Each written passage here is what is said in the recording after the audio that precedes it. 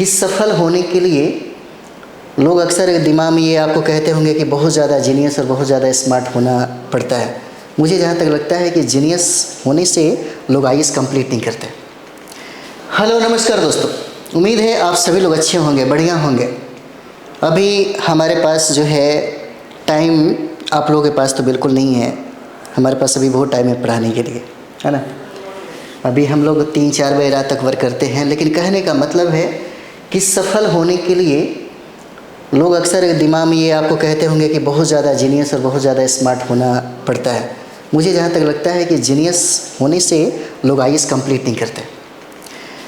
किसी भी कंपटीशन को कंप्लीट करने के लिए एक चीज़ का होना ज़रूरी है, और वो हो जाता है टाइम। जिन लोगों ने टाइम को पकड़ा, जिन लोगों ने टाइम को पहचाना, जिन लोगों ने वक्त को अपना बनाया, वही लोग हमेशा जीतते हैं। बहुत ऐसे लोग हैं, आप खुद देखिए, अभी जब बीपीएससी का एग्ज़ाम देना है तब लगे होंगे आप एकदम सीरियसली, लेकिन जो लोग हमेशा 8 से 10 घंटा 1 साल से दे रहे होंगे, उनकी तो गारंटी है निश्चित तौर पर रिजल्ट होगा। तो इसलिए समय को पहचानिए, और जब आप सोने जाइए तब आप पूछिए अपने आप से कि मैंने कितना टाइम इस पे दिया है, क्योंकि अभी का जो वक्त है प्रत्येक 1 मिनट का हिसाब आप खुद से लिया करिए, तब जा कर के रिजल्ट होगा। समय बहुत मायने रखता है, वक्त ही सब कुछ करता है ना। जो लोग समय के साथ चले हैं वही लोग जीते हैं, और उन लोगों के लिए ही कंपटीशन जो है वो आसान होता है। बहुत ही बड़ी बात नहीं है एसटीएम और डीएसपी बनना, लेकिन जो लोग प्रत्येक दिन 8 से 10 घंटा वर्क करते हैं वही लोग कामयाब होते हैं। चलिए हम लोग आगे बढ़ते हैं। अगला प्रश्न हो जाएगा, निम्नलिखित दिए गए कूट में मिलान करना है कि कौन सा कथन सही है ना। तो यहाँ पे देखिए, राष्ट्रीय पक्षी दिवस 5 जनवरी, प्रवासी भारतीय दिवस 9 जनवरी, और विश्व हिंदी दिवस 10 जनवरी, और विश्व ब्रेल दिवस 4 जनवरी। मतलब उपयुक्त में से सभी सही है। कहता है कौन सा कुट सही है? सब सही है। राष्ट्रीय पक्षी दिवस 5 जनवरी को, प्रवासी भारतीय दिवस 9 जनवरी को, विश्व हिंदी दिवस 10 जनवरी को, विश्व ब्रेल दिवस 4 जनवरी को मनाया जाता है। बीपीएससी में एक दिवस जरूर पूछता है आपसे, एक दिवस जो है बीपीएससी के एग्जाम में जरूर पूछता है। और इतना ही नहीं, अब दिवस तो छोड़ के थीम पूछने लगा है। जैसे हम लोग यहाँ पे देखेंगे तो 4 जनवरी को विश्व ब्रेल दिवस मनाया जाता है, लेकिन इसका थीम क्या है? Empowering through inclusion and diversity. इसका थीम है विश्व ब्रेल दिवस का। उसी तरीके से 5 जनवरी को राष्ट्रीय पक्षी दिवस मनाई जाती है, और इसका थीम क्या है? राइट टू फाइट, है ना। इसका थीम राइट टू फाइट है। और 9 जनवरी को प्रवासी भारतीय दिवस मनाई जाती है, diaspora reliable partners for India's progress in Amrit Kaal. इसका थीम होता है किसका? प्रवासी भारतीय दिवस का। 10 जनवरी को विश्व हिंदी दिवस मनाई जाती है, 10 जनवरी को विश्व हिंदी दिवस मनाई जाती है, और इसका थीम है हिंदी पारंपरिक ज्ञान और कृत्रिम बुद्धिमत्ता। चलिए आगे हम लोग बढ़ते हैं अगले प्रश्न की तरफ। 22 नंबर देखते हैं। 22 नंबर हो जाएगा नौवा एशियाई, है ना, नौवा एशियाई शीतकालीन खेल 2025 का शुभंकर कौन है ना। शुभंकर पूछा जा रहा है, शुभंकर कौन हो जाएगा, है ना, किसका? तो नौवा एशियाई शीतकालीन खेल 2025 का शुभंकर पूछा जा रहा है कि शुभंकर कौन हो जाएगा? तो बिन हो जाता है। आंसर क्या है? डी हो जाएगा। इसका आंसर डी है। चलिए हम लोग देखते हैं, यहाँ से प्रश्न पूछे जाते हैं, इसमें से प्रश्न पूछेगा, है ना। तो नौवा एशियाई शीतकालीन खेल जो 2025 में हो रहा है ना, और यह चीन के हार्बिन में होगा। आयोजन स्थल हार्बिन है जो चीन में स्थित है। शुभंकर बिन और नीनी हो जाता है, इंपॉर्टेंट है, याद रखिएगा इसको, है ना। इसका शुभंकर बिन और नीनी हो जाता है। 8वां एशियाई शीतकालीन खेल साल 2017 में जापान के सप्पोरो में आयोजित किया गया था, जापान में हुआ था। लेकिन 9वां एशियाई शीतकालीन खेल 2025 में इसका आयोजन चीन में किया जाएगा, जिसका शुभंकर बिन और नीनी हो जाता है, इंपॉर्टेंट है। 33वां ग्रीष्मकालीन ओलंपिक खेल, ओलंपिक से जो हम लोग अभी देख रहे हैं शीतकालीन खेल हो गया एशियाई और ग्रीष्मकालीन ओलंपिक है, यहाँ से प्रश्न पूछे ही जाते हैं, इसलिए इसको अच्छे तरीके से करिएगा। 26 जुलाई से लेकर के 11 अगस्त 2024 के मध्य में पेरिस में हुआ था 33वां ग्रीष्मकालीन ओलंपिक खेल का आयोजन है ना, किया गया। कब से कब तक ये भी याद रखिए, 26 जुलाई से 11 अगस्त 2024 तक हुआ। कहाँ पे? तो पेरिस, पेरिस का फ्रांस में है ना। 33वां ग्रीष्मकालीन ओलंपिक खेल का आयोजन किया गया। डेट बीपीएससी पूछता है, छोड़ता नहीं है। इसका थीम है लेट्स मूव एंड सेलिब्रेट। आदर्श वाक्य में देखेंगे गेम्स वाइड ओपन हो जाएगा और शुभंकर द फ्रीज हो जाएगा। शुभंकर द फ्रीज इंपॉर्टेंट है आपके लिए, बेबी आई है। इसका थीम याद रखिए, लेट्स मूव एंड सेलिब्रेट। आदर्श वाक्य गेम्स वाइड ओपन, इसका शुभंकर द फ्रीज इंपॉर्टेंट है।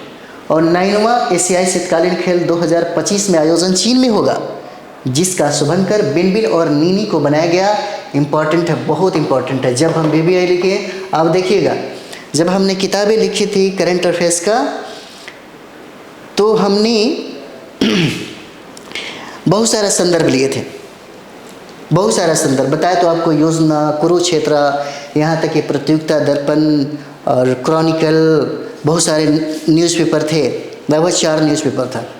तब जाकर के 60%, 100% की बात मैं नहीं कर रहा, 60% प्रश्न लड़े थे एग्जाम में, इतना मेहनत करने के बाद, है ना। तो अगर आप लोग न्यूज़पेपर, इसलिए हम बार बार कहते हैं न्यूज़पेपर मैगजीन अगर दोनों को साथ में पढ़ा जाए, जैसे न्यूज़पेपर पढ़ने वाले जो बीपीएससी प्रॉपर देना चाहते हैं कि हमको बीपीएससी में एसटीएम ही बनना है, उनको 2 पेपर तो पढ़ना ही पड़ेगा।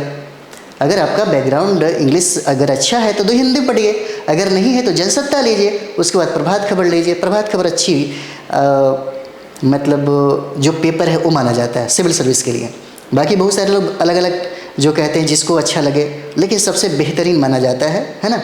और बीपीएससी के अध्यक्ष वगैरह भी इस तरह से कुछ कमेंट्स कर ही देते हैं। बाकी टीचर लोग अपने तरीके से अपना अपना बात बताता है, लेकिन हम आपको बताते हैं जनसत्ता लीजिए और प्रभात खबर लीजिए। अगर आपका इंग्लिश अच्छा है तो द हिंदू ले लीजिए, सबसे बेस्ट। तो चलिए आगे हम लोग बढ़ते हैं। अगला, चलिए नेक्स्ट हमारा प्रश्न हो जाएगा, निम्नलिखित कथनों पर विचार करें, है ना। निम्नलिखित कथनों पर विचार करें। क्या है निम्नलिखित कथन? Doctor MS. स्वामीनाथन पुरस्कार प्रोफेसर बी.आर. कंबोज को प्राप्त हुआ। Doctor MS. स्वामीनाथन पुरस्कार प्रोफेसर बी.आर. कंबोज को प्राप्त हुआ। नृत्य कला निधि पुरस्कार 2023 बसंत लक्ष्मी नरसिम्हाचारी को दिया गया।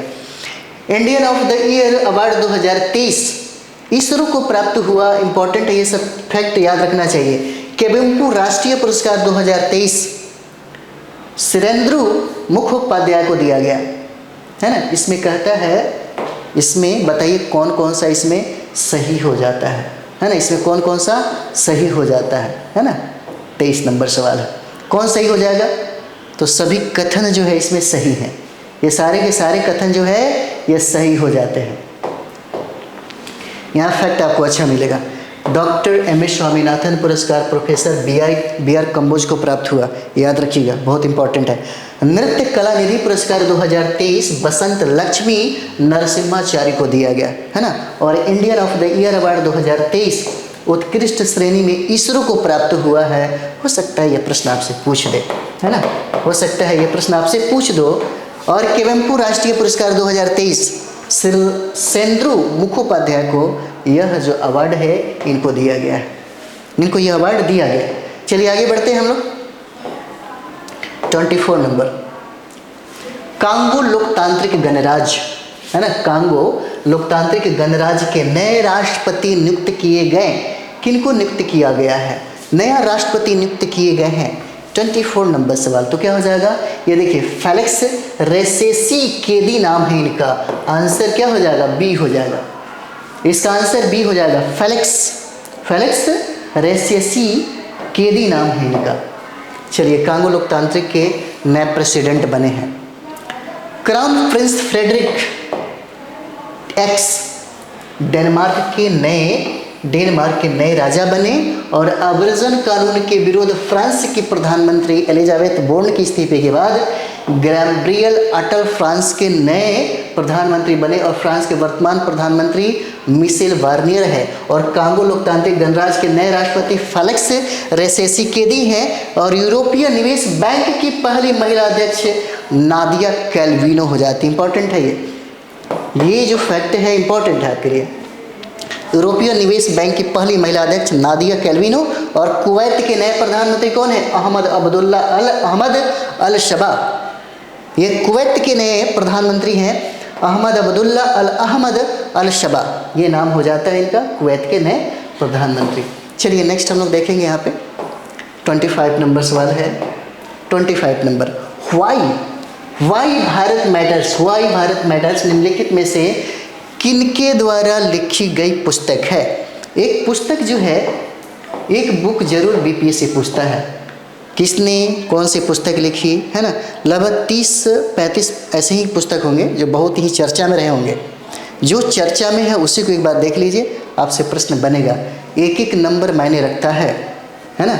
वाई भारत मैटर्स निम्नलिखित में से किसके द्वारा लिखा गया? तो यह सुब्रमण्यम जयशंकर के द्वारा लिखा गया पुस्तक है। इसका आंसर क्या हो जाएगा? सी हो जाता है। चलिए देखते हैं हम लोग यहाँ पे, वाई भारत मैटर्स इस जयशंकर के द्वारा इसको लिखा गया।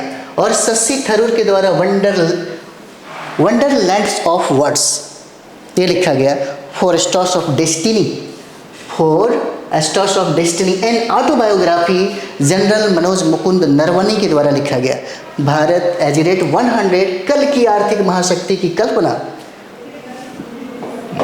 इंपॉर्टेंट है ना। भारत एजिरेट 100 कल की आर्थिक महाशक्ति की कल्पना प्रोफेसर केवी सुब्रमण्यम के द्वारा लिखा गया। सपनों की उड़ान जो है NCERT के द्वारा लिखा गया। और भोपाल का कैदी है ना, भोपाल का कैदी टिम वॉकर के द्वारा लिखा गया। ये सब याद रखिएगा, टिम वॉकर के द्वारा लिखा गया, चर्चा में बहुत ज़्यादा रहा है। अगला प्रश्न है, मेजर ध्यानचंद्र खेल पुरस्कार 2023 से सम्मानित किया गया।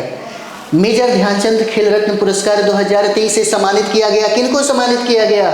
उपरयुक्त में से सभी हो जाएंगे। चिराग चंद्रशेखर सेठी जो बैडमिंटन से संबंधित है, रंकी रेड्डी सात्विक साईराज जो बैडमिंटन से संबंधित है। 26 नंबर सवाल क्या हो जाएगा? डी हो जाएगा। 1 और 2 दोनों हो जाते हैं। चलिए आगे देखते हैं हम लोग। केंद्रीय युवा कल्याण और खेल मंत्रालय की ओर से हर साल खेल में उल्लेखनीय प्रदर्शन करने वाले खिलाड़ियों को राष्ट्रीय खेल पुरस्कार से सम्मानित किया जाता है। वर्ष 2023 में कुल 42 पुरस्कार वितरित किए गए हैं। अब यहाँ पे आइए, इंपॉर्टेंट है आपके लिए, मेजर ध्यानचंद्र खेल रत्न अवार्ड है ना। मेजर ध्यानचंद्र खेल पुरस्कार, इसका पूर्व नाम था राजीव गांधी खेल रत्न अवार्ड। अभी जो पुरस्कार राशि है 25 लाख रुपए दिए जाते हैं। प्रश्न पूछा जा सकता है कि मेजर ध्यानचंद खेल रत्न पुरस्कार से किनको नवाजा गया, किनको सम्मानित किया गया? ये प्रश्न तो पूछता है बीपीएससी के द्वारा। ये प्रश्न जो है बीपीएससी के द्वारा पूछता है। और ये अर्जुन अवार्ड जो है बीपीएससी के द्वारा पूछता है, बहुत भी आई है। मेजर ध्यानचंद खेल रत्न पुरस्कार में पुरस्कार राशि कितना दिया जाता है? तो 25 लाख दिया जाता है। अर्जुन अवार्ड दिया जाता है जिनको, उनको कितने रुपए दिए जाते हैं? तो 15 लाख रुपए दिए जाते हैं। मेजर ध्यानचंद खेल रत्न पुरस्कार किनको दिया गया? तो चिराग चंद्रशेखर सेठी को और रंकी रेड्डी सात्विक साईराज को दिया गया। और दोनों का संबंध किससे है? बैडमिंटन से है। अर्जुन पुरस्कार में देखिए, अर्जुन पुरस्कार 2023 में कुल 26 खिलाड़ियों को अर्जुन अवार्ड दिया गया, जिसमें नसरीन शेख हैं। नसरीन शेख बिहार के, इसे याद रखिएगा, इंपॉर्टेंट है ना। और ये खो खो वर्ग में शामिल है। क्या नाम है? नसरीन शेख। दूसरा है मोहम्मद शमी को दिया गया जो क्रिकेटर है। तीसरा रितु नेगी जो कबड्डी खेलती है। अनुष अग्रवाल घुड़सवारी से, और सुनील कुमार ये कुश्ती से संबंधित है। इन सारे लोगों को अर्जुन अवार्ड दिया गया। अर्जुन अवार्ड जो है 15 लाख रुपए दिए जाते हैं। और टोटल खिलाड़ी कितने हैं? 26 लोग हैं यहाँ पे। चलिए आगे बढ़ते हैं हम लोग।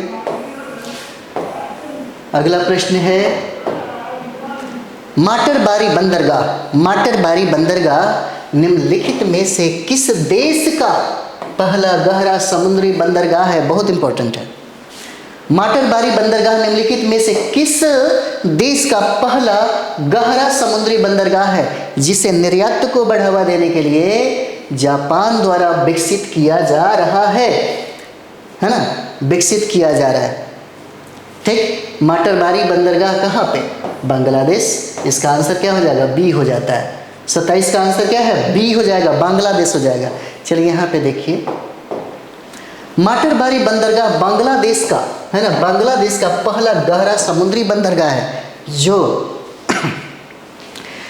जो बांग्लादेश के निर्यात को बढ़ावा देने के लिए जापान द्वारा विकसित किया जा रहा है। इसे न केवल बांग्लादेश बल्कि त्रिपुरा सहित भारत के पूर्वोत्तर राज्य हैं, 7 सिस्टर्स जिसको हम लोग बोलते हैं, कि आर्थिक विकास की संभावनाओं में वृद्धि होगी ऐसा कहा जा रहा है। और इसको विकसित किसके द्वारा किया जा रहा है? जापान के द्वारा। माटरबारी बंदरगाह कहाँ पे है? तो बांग्लादेश में है। यह पहला बंदरगाह समुद्री बंदरगाह हो जाता है जिसको विकसित करने का जिम्मा जापान को है। और जापान विकसित करेगा तो जो बांग्लादेश की सीमा से जो सटता है पूर्वोत्तर क्षेत्र का जो त्रिपुरा, वो उस सहित बहुत सारे जो स्टेट है उनको इससे बहुत ज़्यादा फायदा मिलेगा। चलिए आगे हम लोग देखते हैं। अगला प्रश्न है, निम्नलिखित में से कौन से देश ब्रिक्स के नए सदस्य बन गए हैं? निम्न में से कौन से देश ब्रिक्स के नए सदस्य बन गए हैं? तो क्या हो जाएगा यहाँ पे? निम्नलिखित में कौन से देश ब्रिक्स के नए सदस्य बन गए हैं? तो यहाँ पे देखिए, इसका आंसर हो जाएगा 2 3 4 5 6। 2 3 4 5 6, यानी कि आंसर क्या हो जाएगा? सी आंसर हो जाएगा इसका। निम्नलिखित में से कौन से देश ब्रिक्स के नए सदस्य बन गए हैं? सऊदी अरबिया, संयुक्त अरब अमीरात, ईरान, इथियोपिया और मिस्र हो जाएंगे। चलिए देखते हैं हम लोग इसका। 28 1 जनवरी 2024 से ब्रिक्स की आधिकारिक अध्यक्षता रूस को सौंपी गई है। 1 जनवरी 2024 से ब्रिक्स की आधिकारिक अध्यक्षता रूस को सौंपा गया। अर्जेंटीना के इनकार करने के बाद सऊदी अरब, संयुक्त अरब अमीरात, ईरान, इथियोपिया और मिस्र ब्रिक्स के नए सदस्य बन गए हैं। ब्रिक्स के नए सदस्य जो बने हैं उसे याद रखिए, पूछा जा सकता है। ब्रिक्स ब्राज़ील, रूस, भारत, चीन और दक्षिण अफ्रीका, है ना। ब्राज़ील, रूस, है ना, इंडिया, चाइना और साउथ अफ्रीका, इन 5 देशों के नाम पहले अक्षरों से मिलकर ही इसका नाम बना है, जिसकी स्थापना 2009 में किया गया था और पहला शिखर सम्मेलन रूस के एकातेरिनबर्ग में किया गया था। 15वें ब्रिक्स शिखर सम्मेलन 2030 की अध्यक्षता जो है दक्षिण अफ्रीका किया और 16वें ब्रिक्स शिखर सम्मेलन जो अक्टूबर 2024 में इसकी अध्यक्षता रूस करेगा। और 16वें ब्रिक्स शिखर सम्मेलन की अध्यक्षता ब्राजील, क्योंकि यह सम्मेलन ब्राजील में निर्धारित था और भारत द्वारा ब्रिक्स की अध्यक्षता 2012 में किया गया, 2016 में किया गया और 2021 में किया गया, है ना। 2012, 16 और 21 3 बार किया गया है भारत के द्वारा। चलिए आगे बढ़ते हैं हम लोग। 29 नंबर सवाल। निम्नलिखित कथनों पर विचार करें और मुख्तार बाबाएव को कॉप के 29वें सत्र के लिए अध्यक्ष के रूप में मनोनीत किया गया था। किनको? मुख्तार बाबाएव को कॉप 29 के सत्र के लिए अध्यक्ष के रूप में मनोनीत किया गया था, है ना।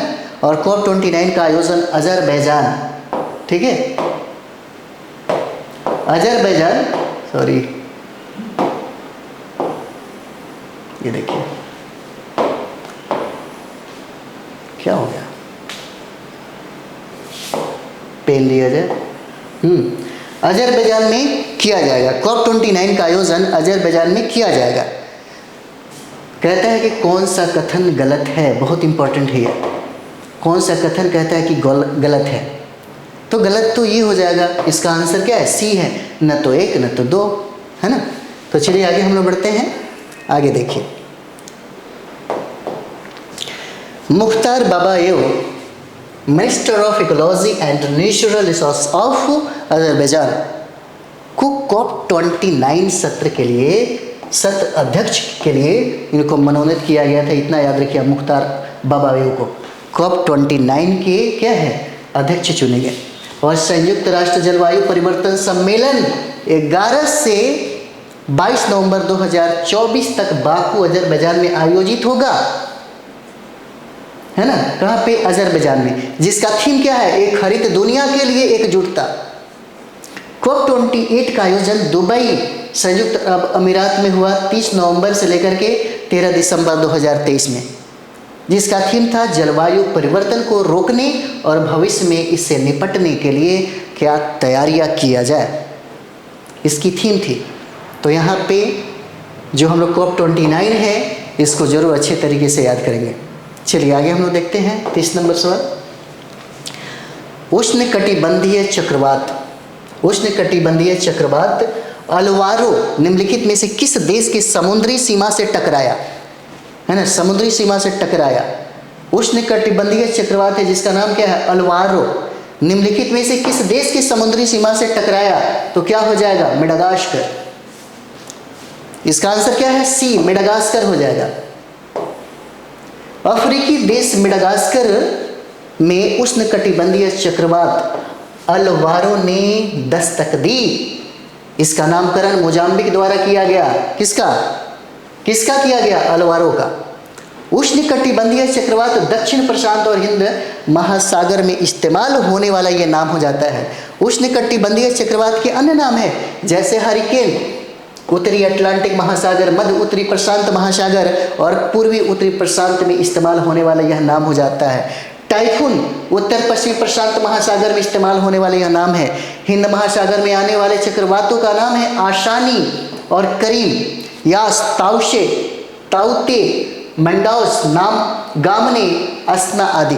हिंद महासागर में चक्रवातों का नामकरण जो है, यहाँ पे देख लीजिए, चक्रवातों का जो नामकरण है वह भारत, बांग्लादेश, भारत, ईरान, मालदीव या म्यांमार, योमान, पाकिस्तान, कतर, सऊदी अरब, श्रीलंका, थाईलैंड, संयुक्त अरब अमीरात, यमन सहित WMO ESCAP पैनल के तहत 13 सदस्य देश करते हैं हिंद महासागर में चक्रवातों का नामकरण। तो चलिए हम लोग आगे बढ़ते हैं, मिलते हैं हम लोग अगले वीडियो में, ठीक है। आप लोग अच्छे तरीके से रिवाइज करते रहिए और 17 नवंबर कभी भूलिएगा नहीं, है ना। बहुत अच्छा सीट है, 2000 अबाउट सीट है आपके पास, उसमें सबसे ज़्यादा सीट STM का है और सभी विद्यार्थियों का टारगेट रहेगा STM बनना, है ना। बहुत अच्छी पद है, बन गए तो पूरा मुकद्दर, जीरो से हीरो बनने का अवसर है आपके पास अभी। तो चलिए मिलते हैं अगले वीडियो में। थैंक यू वेरी मच आप सब लोग।